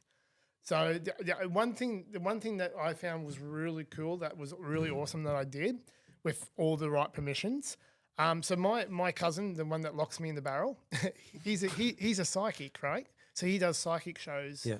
Not so much anymore, but he used to. So we got into imagine when we got together, our minds are like, you know, so much energy in the room. But I come to him and I said, hey, how cool would it be if, you know. If you did an exorcism. Dave, control him, Dave. Dave, no. Oh, we don't want that. Can you just snap me out of this? No, we get enough of that in Cessnock. So what I wanted to do was, you know when someone passes away and they could be like very close to you, or they could be like a relative, and sometimes things happen so quick you don't get to say goodbye. Yep. I would love to hypnotize someone to think that person that has passed away is sitting in the chair next to them, and they can have that one last conversation together. So that can be done? Yeah. Yep. So I do a thing when I do hypnotherapy, doesn't matter if it's smoking, weight loss, anything like that. I always end with that person, the client, walking along the path, and they see all their friends and family, and there's one person that comes out and gives them a big hug, and that person is physically hugging them. They can't see them, but they can physically feel it. and then they start to cry, and it's that really, really touching moment. But I think it would be absolutely amazing if I could do that, and I reckon I could do it. Yeah, with the right protection and the right, because obviously you're ripping souls out of bodies and stuff like that. It's like you delve into it. There's a lot to it. Would you need your relative to help in that? Absolutely. Yeah. Because he could do the protection bit. He could do the look. Yeah, it's crazy. But that's where I'm at. That's what I want to do. Because I think how amazing would it be just to say goodbye to grandma just if you didn't get a chance. Or car accidents. You know, they happen so quick. Yeah. And you're like, oh, I was meant to go and see them tomorrow, or and it never happens. But I think that would be a pretty cool thing to have happen. Yeah, imagine that. Imagine that commercial. Yeah. Didn't get the chance to see your Uncle Bob before he got splattered. Yeah, come to Scott Foster's hypnotherapy clinic and we'll make magic happen. Your radio voice came too naturally there, came Yeah. In my ears, I was like, oh, should I got left the radio on? Ladies and gentlemen. Yeah, children of all ages. Now, just staying on the crime side. Yeah. I'm a big Summer Bay fan, home and away. I would never guess that. Now, they actually used hypnosis on Summer Bay to solve a crime. Now, it was a girl called Jo. She went under because her mum was killed in a car accident. Right. She was in the car, but she couldn't remember at the time when she died. Just so she could prove her innocence, because the sister thought that she was the one that at fault, but it wasn't. I think we've got it here. Come on, get there. Something to think. It's pretty cool. Yeah, suspenseful silence while it has a go at it. That's me probably on a dropped. Sunday morning, just thinking. Even the internet hates Home and Away. No, it's a good show. It's a good show. We're going to just reconnect the Wi-Fi here for a second. Oh, there we go. Oh, you have a picture of Teddy, the dog. We're going to get to that. We're going to get to that. Jeez. No spoilers. No spoilers. I'm sorry. So look, if it doesn't come on, so that's what happens, right?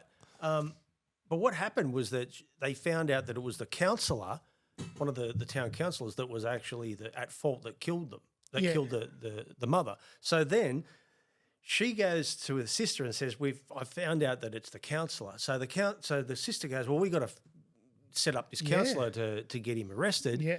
So she takes her boyfriend Theo, and long story short, she confronts the councillor. The councillor gets in the car and runs over her boyfriend, and he dies. So long story short, they caught the guy, but another person died. Yeah, crazy. Well, and you know what's funny? Well, you know what? I'm gonna do one better, hopefully. So I was driving home the other night, right? And so I was just finished talking about, where 2026 is going with shows and stuff, and like what we're gonna plan and stuff like that. And I'm driving along, and then something comes on the radio, and there's a new true crime doco on Prime, and it's a principal hypnotising his students, and they died. I'm like, oh, that's great for business, isn't it? Yeah, hypnosis. People die. Great. Great. It's all smoke and mirrors anyway. Yeah, yes. Let's get to this dog. Now, I saw that. How cool is that? I didn't think it was real. No, it's real. It's Teddy. So that's my partner's dog, Teddy. Look at him. Hey? He's a license to print tickets, that fella. Man, you could. I was going to say, you bring him to a show like. Yeah. So I taught him to. I spread the cards out, and he picks a card, and yeah, it's pretty cool. Like lovely dog. How about a card trick? You want to see one? Yeah. Okay. Right. So I've been working on something, right? Okay. So it's going to sit there. Okay. Now. You know your club, spades, diamonds, hearts, that sort of thing, right? Mm-hmm. What I want you to do for me is, once again, we haven't set this up. Dave, verify it hasn't been set up. This has not been set up. Excellent. No, it really hasn't. I'll give you $50 later for saying that. Nah, not set up. I want to see your true reaction, right? So spades, clubs, diamonds, hearts. It's a completely free choice. Okay. Which one are you going to go with? Just choose one. Spades. Spades. Do you want to change your mind at all? Diamonds. Do you want to change it again? No. Happy with diamonds? Yeah. Right. So what I'm going to get you to do is with a diamond card, I want you to go over and over inside your mind. I want you to think about all the diamond cards. Have you got one in your mind? I want you to really think about that for me, right? Really get it locked inside your mind. Now, I'm going to make a prediction. Hopefully we do that, right? I'm going to place it back inside the box. Okay, and then like that. Now, with your diamond card, have you got it in mind? Mm-hmm. Okay. Has that diamond card got a number attached to it? Mm-hmm. Great. Do not tell me. Do not tell me the card and do not tell me the number. But what I want you to do for me is, have you got the number in your mind? Mm-hmm. I want you to double that number. You got it? Mm-hmm. New number now? Mm-hmm. Don't tell me. Then double that number again. Mm-hmm. Got it? You're good with maths. I like that. Mm-hmm. Okay. Now, for the very first time, please tell everybody what that number was, the new one. 28. 28. Okay, Dave. Have you got the camera on the cards, Dave? Oh, you can see them. Great. Okay, short sleeves. 28. 28. Okay. Keep me honest. 1, 2, 3, 4, 5, 6, 7, 8, 9, 10, 11, 12, 13, 14, 15, 16, 17, 18, 19, 20, 21, 22, 23, 24, 25, 26, 27. What was the card? 7 of diamonds. 28. Oh, I have to get back on the camera. That's outstanding.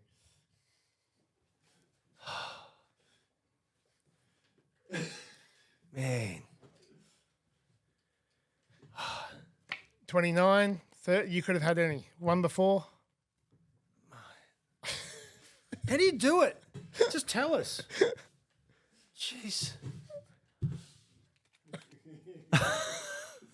Was the cards the first thing you learnt when you were? Yeah. It's sort of the start of. I think every magician goes through like coins, cards, and then they go on to whatever they need to go on to. Yeah.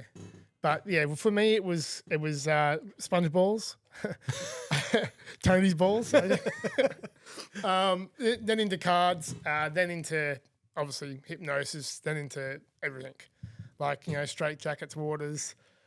Yeah, it's pretty cool. Any gigs coming up? I do, but they're only privates at the moment. I've got a lot of corporate, so I actually got a gig with McDonald's Australia. So I was really happy, absolutely McDonald's. So I'm lucky enough to go down to Darling Harbour, and they've got like maybe 7 McDonald's. They have like their annual party, and there's like 2,000 people or something like that, and I'm looking forward to that. Well, it'd be just a little bit like going back to the circus, be working with Ronald, working with clowns again. Plenty of clowns in the circus. We need to get that sound. Hey, I didn't tell you. You know what you're probably going to ask me what my greatest achievement or my greatest gig is. Okay, what's your greatest achievement or greatest gig? Birdsville races. Oh, so good. So can I tell you? Have we got time to tell you that story? Okay. Time. So picture me, right? I'm single, right? I've dropped a little bit of weight. Me and the uncles and all that, we went travelling up to Cape York, right? Great. Cape York. Beautiful spot. If you've ever been, get up there. And now I'm doing magic at little stations, etc., etc. Anyway, we rock up in a place called Mitchell. Heard of Mitchell? I think I have. It's got like a ball. It's got a ball bath there, and it's like a hot spring. And yeah, but I wouldn't think it was there though. No. Yeah. So anyway, we're at the pub. Oh, well, I'm like maybe 10, 12 rums in. Like I'm just having a good time, And these 3 hot. You're not there with Jack Daniels, are you? No, I should have been. But these 3, the hottest girls I've ever seen. I was probably drunk too. After 12. Yeah, but they were really good looking. Yeah. Like really good looking. And I was like, magician, here I go. And I literally walked over there and I said, hey, lovely ladies, would you like to see a card trick? And you're like, oh, yeah, okay. Well, I did this card trick and I completely blew their mind. And I don't think they were thinking that I was going to be any good. And she's like, have you got a business card on you? I'm like, yes, I do. Like I was like swaying and stuff. I was like, so I reached in my pocket or I went back to the camp and got one. And I was like, there you go. She goes, oh, I'll call you. We'll be in touch. I'm like, whatever. All good. And then a week later, she goes, hi, do you remember me? I'm like, nah, I got no idea who you are. Who's this? She goes, oh, you are the one that did the card trick to the hot girls. Were you not? I heard you say to the uncle, how hot are they? I was like, oh dear. I was like, you're not pregnant, are you? Like you know what I mean? Like, oh, what have I done? And she's like, you hadn't got no idea who we are, do you? I'm like, look, I'm going to be honest with you. I didn't even know who I was back then. And she goes, oh, we're the Crack Up sisters. I'm like, oh, that's cool. I was like, nah, still got nothing. So I Googled them. They're actually like entertainers in Winton. So, and yeah, and she's like, we just want to know, we are the booking agent for Birdsville races. Did you want to come out and do some tricks and stuff? I'm like, yes, I do. She's like, do you know where Birdsville is? I was like, no, I've got no idea. She's like, it's in the middle of Australia. And it's like a Melbourne Cup of the Outback. Yeah, it's And I literally, I flew out there. They flew me out there. They put me up in accommodation. They paid for me for shows, food and everything. And there was 7,500 people there. And I performed. And it was, Dave, did you just have an orgasm? Dave, now you know what it feels like for me. Can you hypnotise him to stop doing this? He does it all the time. It was incredible. It was incredible. You know what? It just shows that you are not made to be hypnotised to stop drinking because you get pissed and look, good things happen. Well, I tell you what, I was very happy that night. I was doing card tricks to people when I thought the heavens gates opened up when these three hotties walked in. I went, oh, they're mine. You know, they're for sure. Not in like that type of way, but I was like, oh, I want to entertain these girls for sure. And look where it got me. I was on a plane to Brisbane, and then we done a 6-hour flight to Birdsville. And I still remember it to this day. We were at Brisbane Airport, and I seen this plane come in. It was the tiniest plane I've ever seen. I was like, oh, that's weird. Next minute, we're walking towards it. This guy here, I'm here, couple behind. And I went like this. I went, oh, surely not. He's like, I hope so, mate, because I'm the pilot. And I was like, oh, you joking, aren't you? He goes, no, mate, have a good flight. I'm like, oh. And no joke, we were sitting there, and all I can feel was the engine underneath my feet. It was like so hot. But hey, a gig's a gig. And I never regret it. It was the best time. The people out there were incredible. They were all a bit older crowd too, which is great. First person I ran into was someone from Warners Bay. Like I'm thinking, Jesus Christ, you know, like what are the odds of that? And just everyone wanted to invite me back to their campsite. Yeah. I don't know what for, but I didn't go. You get a lot of repeat business and that, yes, things like that? Yeah, absolutely. Yeah, I do. Yep. Which is good. And hopefully I get to go back again. That's me planning. Because it was awesome. Yeah. Had the best time of my life. Scott Foster, it's been an absolute pleasure to have you It's on Incredible Eyes with Caney. And good luck in the future. Thank you so much. And I really appreciate you giving me the time. Thanks, Dave. And I hope I didn't mess your mind up too much.